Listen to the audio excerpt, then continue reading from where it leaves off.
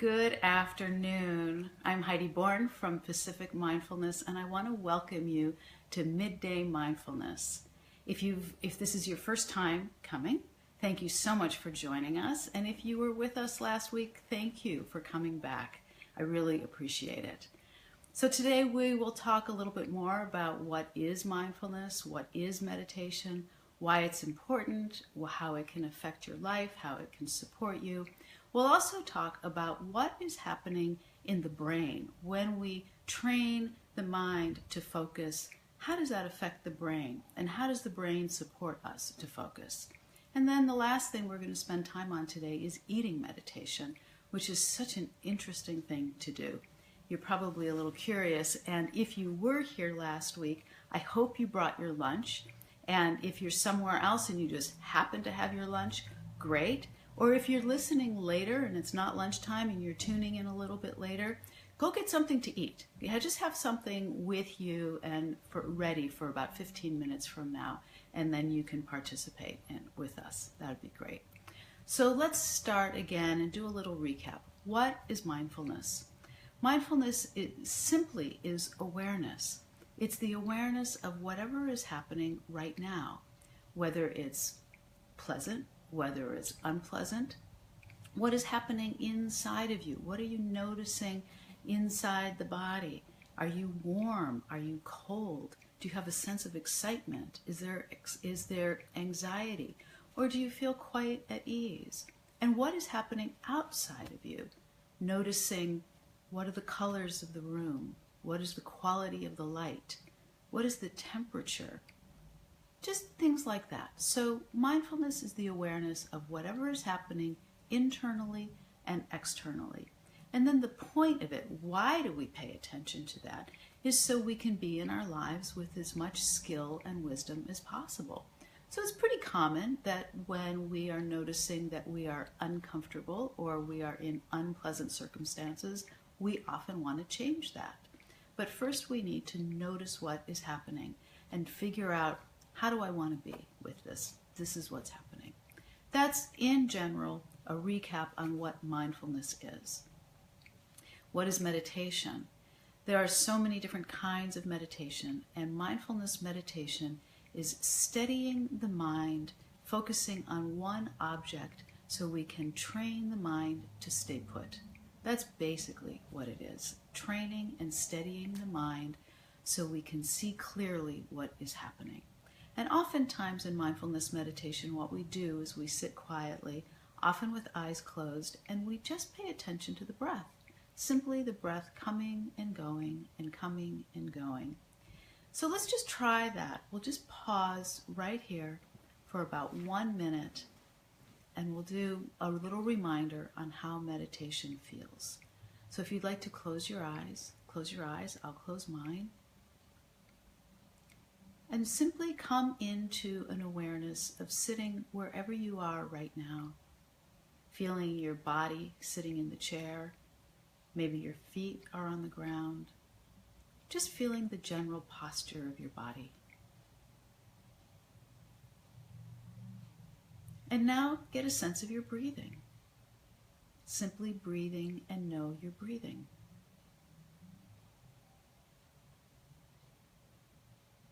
And see if you can hold your attention on your breath for 2 whole breath cycles.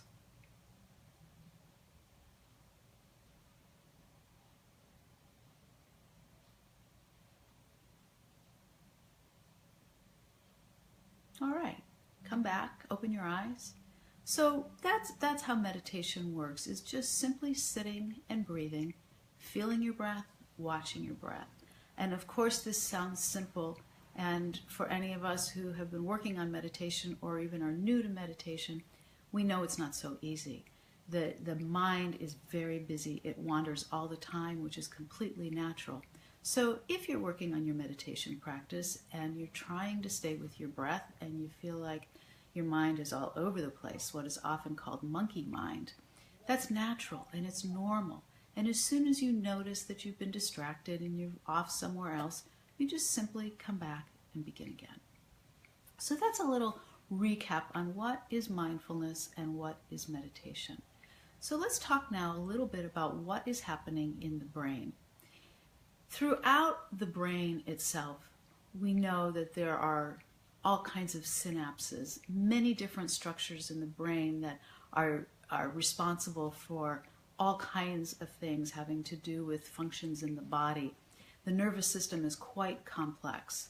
So we have lots of different structures that connect with each other, synapses between the cells. We have neural pathways of neurons that meet each other and are responsible for lighting up or stimulating certain areas of the brain. And interesting research in mindfulness shows that the more we train the mind to stay put, it strengthens the neural pathways of the brain. And in fact, there's research that shows that people who meditate regularly, even small amounts, 10, 15 minutes a day for a period of time, maybe 8 or 12 weeks, the brain connections, these neural pathways strengthen. And over time, it actually creates more gray matter. It's really interesting, isn't it? That the more we train the mind to stay put, it increases the capacity and the physical matter, the gray matter of the brain. So it has a real impact on our brains the more we train the brain the mind to stay steady. So it's often thought about that through this practice that what we are paying attention to, actually what we pay attention to, has an effect on the brain. And this is a very interesting point. What we attend to is the part of the brain that is going to be stimulated. So as an example, if you are noticing something that is, let's say you're watching a scary movie, what that will do in the brain is stimulate those parts of the brain that respond to fear, that respond to suspense, and sometimes our fight, flight, or freeze reactions will get stimulated from that. Or perhaps we're paying attention to beauty. Maybe we're out in nature and we see something absolutely beautiful. Those aspects of the brain that give us the feedback of that feeling of well-being or awe or reverence or amazement and astonishment, that lights up a different pathway in the brain. In 1949, there was a researcher named Donald Hebb who coined a phrase that says, neurons that fire together wire together. Neurons that fire together wire together. And what that means is that whatever we think about a lot or frequently will become the inclination of the mind. And what we think about often tends to be habitual. So you might know a person in your life who tends to complain a lot. Let's just take complaining. Complaining becomes habitual, right? We have that tendency. So the more we complain, the more easily our mind complains. So these neurons that are firing when we are connected into, let's say, negativity, the more we're going to strengthen those neural pathways of negativity, of complaining. So anger begets anger. So have you ever had the experience that something difficult happens and you're angry about it, and you keep telling the story over and over again to somebody about, you won't believe what happened to me today, I'm so angry. And every time you tell the story, what's happening? You're keeping those levels of anger alive. And so we never really can relax about it. The more we tell ourselves the same thing about what upset us, we stay upset or we stay angry. Neurons that fire together wire together. We are reinforcing those pathways of discontent. Now, that's not to say that discontent doesn't normally happen. Of course it normally happens.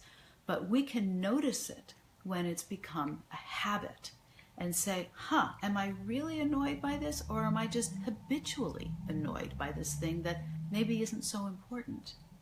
Now let's flip it around. What about for those of us who are naturally very optimistic? and really can see the bright side of things regularly. What we're doing with that, with having a habit or training ourselves to see what's right, what's going well, is we are strengthening those neural pathways in the brain towards areas of well-being that give us access to these areas of well-being, like a general sense of contentedness or generosity or that sense of gratitude.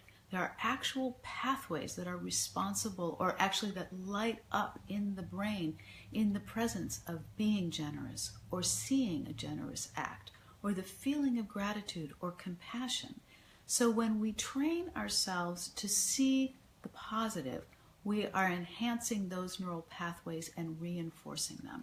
So that becomes a habit. So we have more access to those parts of ourselves. Neurons that fire together wire together. I think that's a very interesting thing, that we actually can affect our wiring by what we pay attention to. So there's a practice with this that is very, very functional for working with this. If we want to train ourselves towards greater well-being through this practice of mindfulness, through this practice of meditation, what we can do is intentionally notice the good. When we intentionally notice beauty, notice the good around us, we're giving our brain the message, this is good. And it starts to reinforce those neural pathways. So for right now, take a moment and think about your day today. Can you think about something that happened that made you smile or that you appreciate? Or can you look around your surroundings right now, wherever you are, and see something beautiful? So whether you're remembering something from that happened today, or whether you're noticing something beautiful, let's pause. Just pause for about 30 seconds and take that in. How does it feel to remember this thing that happened? Or if you're looking at something beautiful, notice its detail, its color, its shape, what you love about it. So remember this, neurons that fire together, wire together. We really can affect our well-being. All right, now, are you hungry? I hope you're hungry. I hope you're ready to have some eating meditation. So that sounds funny when we talk about meditation, eyes closed, steadying the breath. That's an internal breath meditation. And when I say eating meditation, or a kind of meditation that isn't sitting on a cushion quietly with the eyes closed, I mean any kind of act that we are engaged in, that we are steadying our attention upon, can be our meditation. So we're going to steady our attention upon the process of eating. So start out and take a look at your food. Hopefully you have it on a plate, or if it's a bagged lunch or a container with your food in it. Just take a look at it to start. What do you notice? Do you see the colors of your food? What about the shapes or the textures? Can you smell it? Is there an aroma to your food? So that's a great way to start, is just to pause to actually look at your food. There's so many beautiful colors and food and shapes that it's worth noticing, and that's another way of noticing beauty, because it supports us. Now take a look at your food and think about where it came from. And maybe you have a salad, or maybe you have a sandwich, and look at where were these products grown? Did you get it at the farmer's market? Did you get it at the grocery store? Did you get it yourself? Did you grow it yourself? And maybe it's all of these things. But to actually have an awareness of where your food has come from is a pretty profound awareness when you think about everything it took to get that food on your plate. Where it was grown, who supported the soil, who planted these plants, Who harvested them? What about the truck drivers that drove the food perhaps from one farm into town? Or maybe it came from Mexico. Maybe it came from somewhere even further than that. What are those supply chains that are required to bring us our food? So this is an important thing just to think about, and not with judgment, not about whether it's good or whether it's bad, just that there's a whole process that's involved in actually having food on your plate. There's also your efforts that are important to recognize here. What do you have to do in your day to cook the food? Or what about what it takes to earn the money to buy the food? So when we talk about eating meditation, we're talking about our entire lives. Everything is wrapped up into our food. All right, now we're going to take a bite. But before you take a bite, we're going to take our time with this because we so often eat so quickly. Isn't that true? Sometimes we stand at the kitchen sink, or we eat in the car, or while we're sitting and we're eating, we're reading the paper or reading something on our phones. So for today, we're going to try to eat and simply eat. All right, so whether you're eating with a fork or a spoon or you're picking up a sandwich, we're going to do this. Go ahead and take a bite. Now put your sandwich down or your fork or spoon down and leave it down for the entire time that you're chewing and swallowing. It typically takes about 20 to 40 seconds to pick up a fork, put a bite in your mouth, put the fork down, chew it completely, and swallow it. And now take a breath. After you've swallowed this bite, breathe. Okay, now take another bite. Put your fork down and simply chew. You might even want to close your eyes so you can really taste what you're tasting, what you're eating. Feel the texture in your mouth. Chew it completely. When you're ready to swallow it, after you've swallowed your food, take a breath again. So this is eating meditation. And it takes a lot of discipline to do this.